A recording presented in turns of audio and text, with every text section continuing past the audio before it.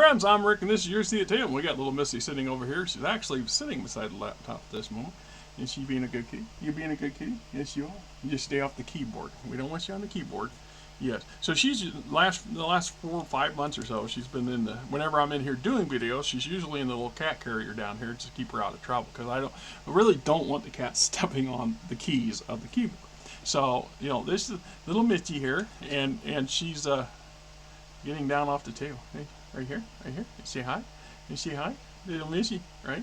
She's the little kitty we rescued from outside. We got her to the. She was just skin and bones, literally skin and bones. I was worried. We got her a little weight on her. She's pretty healthy at the moment. We were able to get her out to the ARL. That's the little notch in the ear up here, where they notch them, the trap neuter release program. So technically, we released her to the part room. But she is a stray, and we're trying to make her not be a stray. She's very friendly with people. That was something I took on from the minute we saw her. She was so pathetic in the food department. I suspect her mama died early, and she never learned to hunt by herself. Well, I suspect she was eating garbage and living off of garbage and bugs, because I never saw her when she was outside even make a hint of trying to chase a bird. And we got birds up the yang out here. We put bird feeder out, bird feeders out, so with lots of that going on. But anyway, she's much healthier now, and she's we're slowly integrating more and more time with the other cats in the living rooms out in that main part of the house, because at some point we want to be able to just leave the door open and she can intermingle with everybody like everybody else. We're also leery. We don't want her out there when we're going in and out the door, because the temptation for her to run out that door is pretty high. The instincts are there. At this point in winter, she doesn't have a winter coat. That would be very bad for her. I mean, she goes out in the spring and she goes on her way and we never see her again. That would be terrible. I would personally be upset about that. But I get attached to these I get attached to them. I'm just old and weird that way, I guess. I don't know. Anyway, I'm getting off on a tangent. God damn it. I'm trying not to do that. This would be another issue of Battletechnology, the magazine of combat for the 31st century. This was $5. $5, man. The hell is a freaking, what the hell is the last, oh, jeez. God damn it, I got a bunch of them out here. You know, anyway, the last one they put out was like $35. And this is issue 13, Mystery Attackers, Comstar Intelligence, Stardate 3055. All right, so this was a product that was produced by an independent company called BattleTechnology for producing basically a magazine for MechWarriors. And I love the format, I love the layout. This very early version, the first couple of issues that came out, was the inspiration for a fanzine, a news zine that I did for a MMO back in the 90s called Federation. There was a transition period. When I first started playing Federation, it was free on AOL. Then AOL realized they were missing out on a whole lot of money, and they kicked all the freebies off. And I started issuing their own stuff, and their own stuff was crap. And so it took almost 8 months for the guy that owned Federation to get all the hardware he needed and the hookups and stuff in place in order to run the game independently via his own damn server and make money off of it. And in that interim process, I was such a devout fan of the game that I was distressed by the fact I couldn't be involved on a daily basis like you get addicted to it. Let's be honest; these things are addictive. You get addicted to it. And so I started writing a puff piece. I kind of did my own version of a Battletechnology, but set for Federation, which is a space-based trading game. And it grew from like a half a page to basically a 30-page digital news zine that I put out every couple of weeks, which was a challenge. I should have. When they were smaller, I was doing one every week, and then toward the end, I was doing one once a month because I had a couple people contributing. There was a lot of stuff, but I was mostly me writing fictional stuff for a game system that I actually didn't have access to anymore. And then at the end of the day, I really didn't have a whole lot of material to work with, but it was an experience that I really enjoyed. So we got let's see, news from the front: a death in the Kell Hounds. Avatar Madwoman interview with Romano Liao, Chancellor of House Liao. State of the Inner Sphere report. The lightning war heard at the Cobalt Coil. You got departments, BattleTechnology News Service, In the News, St. Ives, the Tiny Giant, Hiring Hall, Krinsky's Cossacks, BattleTech, Combat Arms, Mortars and BattleTech, MechTac, Military Technology Review, Starleague Technology, Star System Ratings, A New Look, blah, blah, blah. So we get an entry here, so, you know, Wolf's Dragoons buy out their contract, Comstar denies street crime, Waco's Rangers in an uproar over the Wolf's Dragoons, Thuggy cult repulsed, Merc Reservation cited as inhumane because the Razzlehog people were treating them like crap. Yeah, as it goes,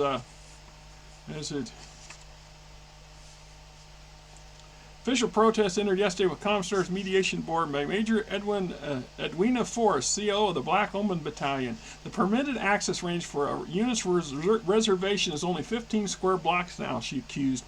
That includes flashy clothing stores, several bars, one vid theater, and enough gambling halls to separate a regiment from a better pay than Razzlehog allows us. It includes no restaurants, no department or grocery stores, no hardware stores, no libraries, bookstores, or vid sellers. Our people are forced into the Razzlehagian stereotype of a mercenary as a drunken, lurching slob who can't hold on to his money past Saturday night. We are forced into a tiny ghetto on a planet we defend with our lives. Gotta love the Razzlehog. So we got unit timeline, Kell Hounds. Morgan Kell, his cousin Arthur Levon, and Arthur's fiance goes on about their history and things like this. So many deaths. So many deaths. Rest in peace, Felon Kell. That's right. They thought Felon had died, and he'd been attacked by a clan wolf out in the deep periphery, and at that point when nobody knew who these mysterious attackers were yet. So, St. Ives, the Tiny Giant. We get a little bit of information on them, some background stuff, and blah blah blah. Then we get our interview with Romano Liao. Always loved and hated that woman. She was a character and a half. Just what it is, right? Incoming in the next issue, Razzlehog bleeding, Steiner and Creed losing ground to unknown invader, baptism fire, and that's talking about. So that had been issued. So by the time the actual invasion of the clan invasion hits, BattleTechnology already in its 14th edition. And you figured these things didn't come out monthly. I think these things were coming out quarterly, every 3 months. So if you had, at this is issue 13, so we're talking about 2 years. BattleTechnology had been in production for 2 years, and I don't remember the exact year. Somewhere in here they ought to have a date what year this thing was printed. Yeah. Distribution, American, Canadian, your favorite gamer, comic demonstrator, Australia, Jedco Games, and Concord Road, Moorband, Victoria. There's no date. There's got to be a date in here somewhere. I don't like getting bogged down in this stuff because then it just bogs you down, right? Trying to find 1990. 1990 is when this issue. So they started producing these things in 1987, late 87. 88, early 88. Inner Sphere, the State of the Inner Sphere report. Playing for keeps. Games people play. Lightning War. Tales of the Cobalt Coil, number 3. These Cobalt Coil stories are pretty good. And some of these authors, they went on to write full-on novels and contribute to other material. That's how they got a lot of the writers. S. Jansfield. I don't know if this person got anything else published or not, but I know that I submitted about a half dozen stories of various types to FASA back in the day, and they weren't good enough, obviously, or they just weren't the right thing, and I don't remember ever getting a reply back from them about it, which is, is what it is. So, Star Simulator ratings, a new look at the old CEF. The Grey Death, Legion's Discovery, the blah, blah. Let's see, we're revamping combat efficiency factor for most mechs. So they're trying to break it down and give us what they think the best mech is and what their proficiencies are and things like this, or their combat effectiveness. So it says here, for example, the AWS 8Q Awesome, produced in 3025, has a combat efficiency factor of 58.2. When you compare it to the CGR-5B Challenger, is a 62.4. Oh no, see, Awesome shows up in TRO 3025, and the Challenger shows up in Battletechnology number 3. Right? So, MechTac, military technology reviewed, projectile weapons, anti-missile systems, artillery like the Arrow 4, pulse lasers, other system freezers, double strength heat sinks. The Bonsai prototype was first used in 3022. The day beyond space is still in development. Blah, blah. So the double heat sink, as we know it, was actually being produced in very tiny experimental quantities by the Bonsai, Buckaroo Bonsai's mech mercenary. I don't know if it's really, it was a regiment of sorts, but it was a little bit more than that. Anyway, they were already developing their own version when the clans showed up, and we discovered the Starlink era version that the clans were using and everybody loves today. So we got here, look, we got freezer heat sinks started 3022, Swarm and Thunder LRMs in 3048, Imperfect triple strength Myomar in 3029, Mask 3038, Streak SRM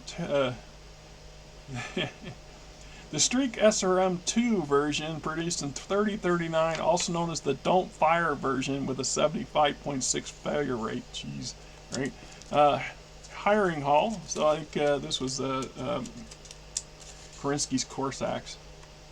Yeah, Khorsakhov's Cossacks, however it's pronounced, right? There's I've never operated them. I never ran them as on the tabletop that I can think of. I don't know that I've ever faced off against them either, but I've read enough stuff about them. They're quite capable merc command. What I like about these things is how they laid stuff out. So some of the TROs and some of the mercenary books that have been put out, a lot of fan pro products and some of the Catalyst stuff, I was unhappy with some of how little information they provide you on they give you a little bit of an overview on lots of mercenary units, but they do a very piss poor job of breaking them down, as opposed to, say, here, for example. So we actually have the TO and E for Cossacks, Cossacks. So, Battlemech Regiment, 2 assault battalions, 1st Battalion, 2nd Battalion, and then we have an armored battalion, so an armored reconnaissance regiment, an armored cavalry regiment, a Panzer grid, whatever, some kind of a tank battalion by the looks of it. 1, 2, 3 infantry regiments, 3 aerospace squadrons.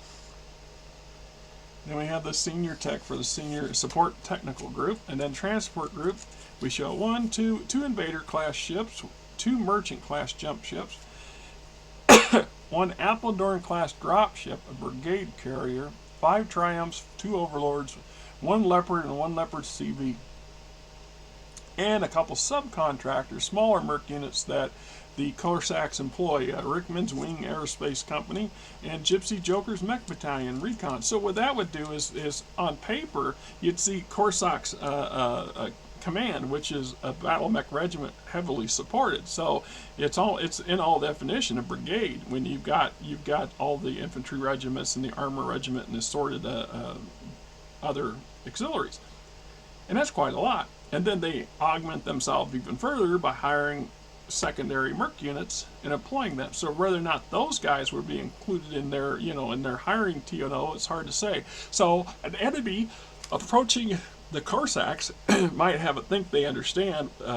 what they're facing, and find out that they're actually the Cossacks are have much more resources available to them, because they discounted or did not know that they had subcontracted a couple.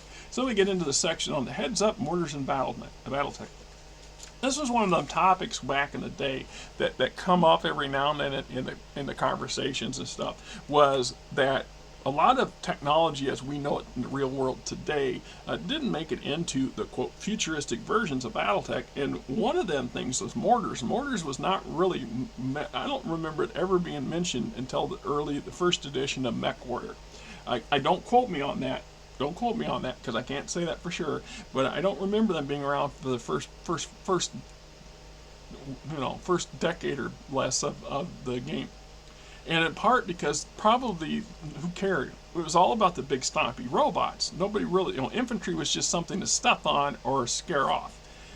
They weren't considered any kind of really serious threat. It wasn't until players started listening to the stories from like the Great Death Legion, where they specialize in anti-mech tactics with infantry, that they started going, And then when you get into later eras, when you start talking about battle value and things like this, that really makes a difference, because once again, I'm not very familiar with the battle value system. I've never used it. I'm just being honest. That said, I'm positive that an infantry company is going to have a lot less battle value than an assault mech. So if you can field a single mech, or you could field a battalion of infantry, you might want to do the infantry part, because you've got a whole lot more options. Especially if your infantry is further developed into specialization. So, mortars is a key integral part of most modern militaries today. And to suggest that they wouldn't be in the future is ludicrous at best. So the fact that they got left out, well, you couldn't cover everything. That's something to keep in mind. It takes time to build up stuff. So your game starts out, and then you add to it, right? And so this was that experiment. By introducing them in Battletechnology, that give the company a chance to see how the players responded to it, and whether it was favorable or not. If it was favorable enough, then they would incorporate it into the next set of rule books and stuff. I mean, that's how I view how this stuff kind of plays out in my mind. Just a second here. I spent about almost an hour ranting and raving about the CGL drama going on earlier. So, right, mortar use, how to hit, how to damage, etc.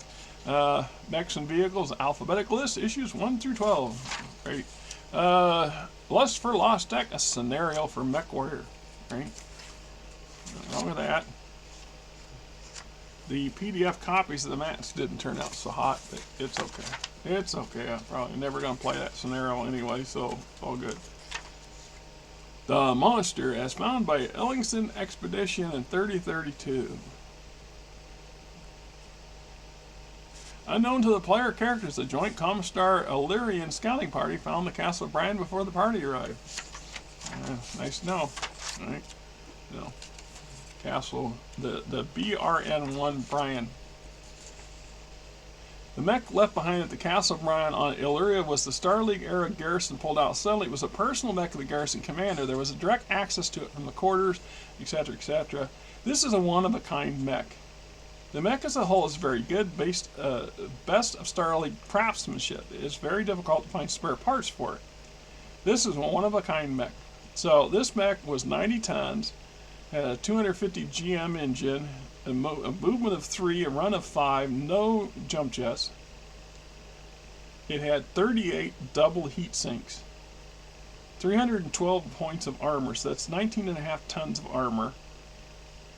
And it packed for weapons an LRM-15 pack with swarm option, or swarm system, in the center torso, a normal LRM-15 in the right torso, a large laser in the right arm, an SRM 6-pack in the right leg, and the ammo for the 6-pack in the right leg, 2 medium pulse lasers, one in the right arm, one in the left arm, a medium laser in the left leg, kind of weird, and an anti-missile system with 6 rounds of anti-missile ammo in the left leg. So all this, yeah, okay, whatever. A whole lot of crap piled into that left leg. Blow that damn leg off. This whole thing's, geez, you got an SRM 6-pack and its ammo in the right leg, and you got an AMS system and its ammo in the left leg. If you ain't walking decapitation, they're gonna cut your legs off. Just nuts. So the next one is, unlike the other mechs, the Guardian was not produced for the military. Silver Shield sold the Guardian to large companies to serve as security mech for their more important installations. The occasional Guardian was also sold to law enforcement agencies for those instances when the really heavy firepower would be needed. So this is a GRND 1A Guardian. It's a 15-ton mech, a Linux 60 power plant. It can 43.2 kph, 64.8 kph max, no jump jets. So, blah, blah, blah, we get down here. It's a 15-ton mech. walking at 4, running at 6, got 10 heat sinks, about 3 tons of armor on it, and it packs 5 machine guns and 500 rounds of machine gun ammo, or 500, yeah, get a lot of reloads there. Alright, so there's a picture of that mech. And in some arguments, in some views, these, I call them micro mechs. These mini mechs are the under 20 ton category. And I did a video on, there's a BattleTechnology issue, and I did a video, a couple of videos on some of these already, where there was about a dozen or so of different types, and they run the gamut from about 8 tons to 15 tons. So technically speaking, these would be the prototype proto-mechs. These are the early concepts where the proto-mech developed out of. The proto-mech is some kind of hybrid between a mech and a battle suit. So when you have battle armor being introduced about the same time as these mechs here, this blending of the technologies was inevitable, I think, and that's what led to the proto-mech that we love and hate it today. Now, anybody familiar with the Brawler? The BLR-1A Brawler, an 80-ton assault mech. Pretty solid. 1 SRM-2, 1 large laser, 1 small laser, and 1 LRM-5 one-shot. And then a medium pulse laser. That don't sound like a very good weapon loadout. It's kind of crappy for an 80-ton mech, especially one that can't jump. It has a movement of 5, 10 with mass. That's why it's got mass. And running at 8 or 10. It also has what's called a Myrmir whip. Rule variant. Myrmir whip. To entangle an opponent with a Myrmir whip, it must be first be adjacent. I have mixed opinions on that. I'm glad they left that thing off. I forgot it had that. Right. After the war of 3039, it was realized the Intersphere needed a universal military weapon. Thus was born the Brawler. Yeah, right. Well, so we get some NASA's training simulations. Spider meets the Axe. The Cossack Raid. Right. Then in response to Census number 11, warning, the following is not in 31st century terms. Right.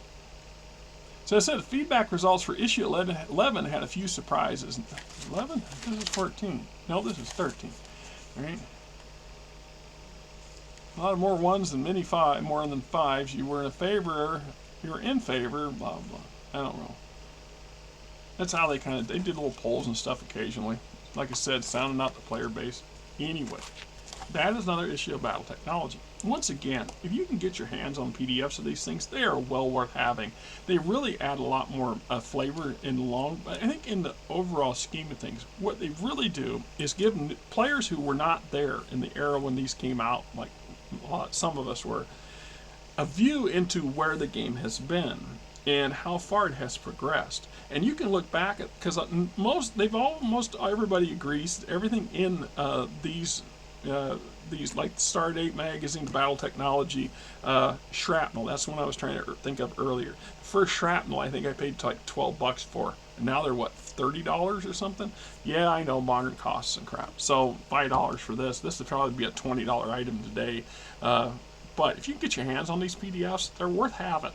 Just for the nostalgia value and the learning experience. Go back and see where we came from, where the roots of the game lies, and how come the attitudes of so many people are the way they are, and how devoted they are for the factions they support.